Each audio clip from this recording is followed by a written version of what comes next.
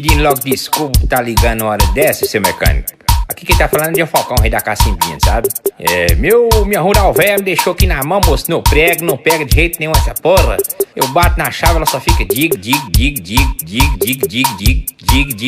não pega, moço. Dá a solução aí, pelo amor de Deus. Ou ele dá tchum, pra pegar, ou ele faz tchum, e não pega, tchum, e não pega, tchum, e não pega, tchum, e não pega, tac, e não pega, tac, e não pega, tac, e não pega,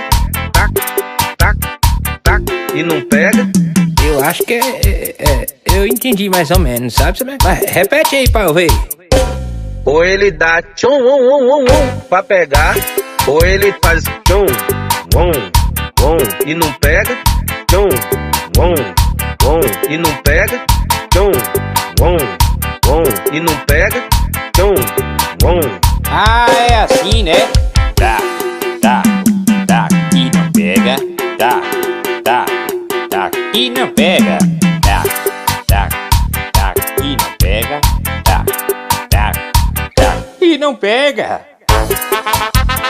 Agora esse diga aí você não tá entendendo não, você tem de me explicar direitinho. Pois é, meu filho, não aguento mais gastar com esse carro velho não. Eu acabei de comprar 4 rodeiras novas pra botar nele. O botijão de gás tá aí, é 0.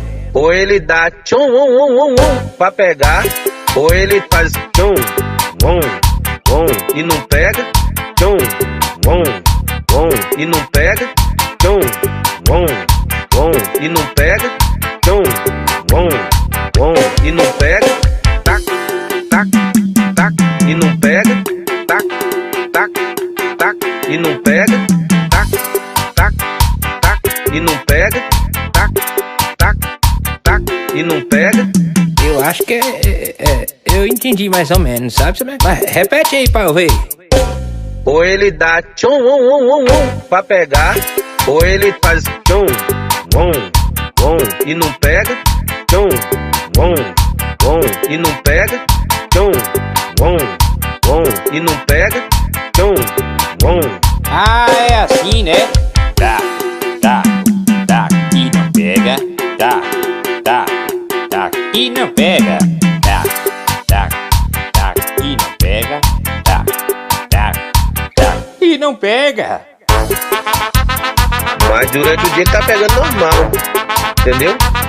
O que eu tava resolvendo nele foi mais um barulho. Só não gasto mais com esse carro porque ele é isento, o documento já não paga mais nada, né? Pela idade, né? Tu é doido, moço.